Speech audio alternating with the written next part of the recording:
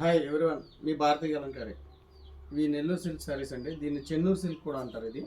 ఈ ఫ్యాబ్రిక్ వచ్చేసి cotton by silk fabric చాలా స్మూత్గా ఉంటుంది. దీంట్లో అవైలబుల్ డిజైన్స్